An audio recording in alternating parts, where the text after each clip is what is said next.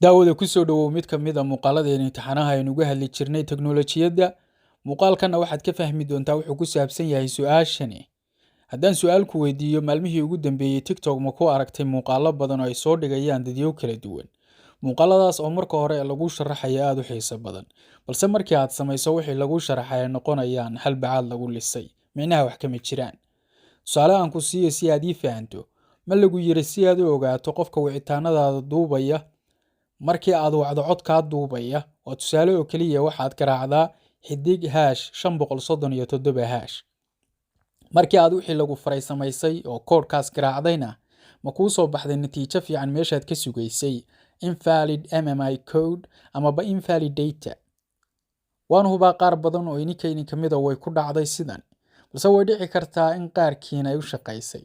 Haddaba muuqaalkan waxaan kugu sharaxayaa waxay yihiin koodhkaasi ama nambaradaasi iyo sida ay u shaqeeyaan iyo sababta keentay inay adna ku shaqeyn waayaan qof kalena u shaqeeyaan.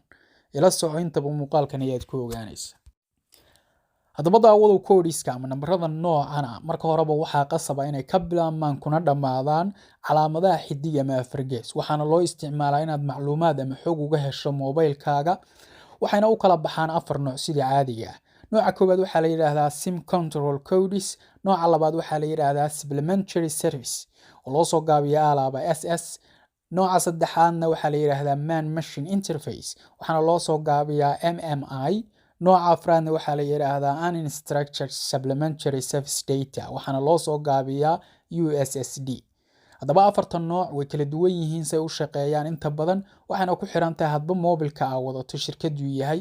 Waxay ku xiran tahay SIM cardka ama qadka aad isticmaalaysaa nooca uu yahay. Sidoo kale waxaa saameyn ku yeelanaya caalamka meesha aad ka joogto, waayo wadamo badan oo horumaray way xadideen isticmaalka lambarada noocan ah ee loo yaqaano MMI-ga sida ay u shaqeeyaan. Marka kuma suroobayso inaad si free aad ku isticmaasho oo maaragtay saad rabto aad ka yeesho sida wadamada qaar. Intaasoo marka muuqaalku ina ka dhamaan waxaan isku dayayaa 4 nooc inaan muuqaal yar ama in ka tuso qaabka ay u shaqeeyaan in yar oo kamid ah aynu isla eegno. Tusaalaha koowaad ayaynu ku bilaabaynaa SS codesku waa codes ay ka siman yihiin moobiladu, waxaana codeskan ka madax bannaan shirkadda ku siisa adeega taleefanka. Markaas iyad waxba kama qaban karto shaqana kuma leh, micnaha waa universal codes. Tusaale call forwarding marka uu qofku tirtirayo haddii uu garaaco afargees eber 2 afargees uu ugu shaqeynayaa moobil kasta oo wato, waayo waa universal codes. Lambar 2 haddii aynu eegno MMI codes weeyo waxaa badanaa jaangoysa shirkadda moobilka samaysay. Tusaale moobilada Samsung waxay leeyihiin MMI codes u gaar ah, moobilada iPhone waxay leeyihiin codes u gaar ah oo marka waxaa jaangoysa shirkadda samaysa moobilka. Lambar 3 waxa weeye SIM control codes waxay gaar u yihiin SIM cardka ku jira markaas taleefanka. Macquulna noqon mayso inay mid kale ku shaqeeyaan. Tusaalaha ugu fudud aan soo qaadan karno waa PIN cardka. PIN cardka dee lambar kale moobil kale oo SIM cardka kaaga ku gaarka haddii aad mid kale geliso macquul ma inuu ku shaqeeyo.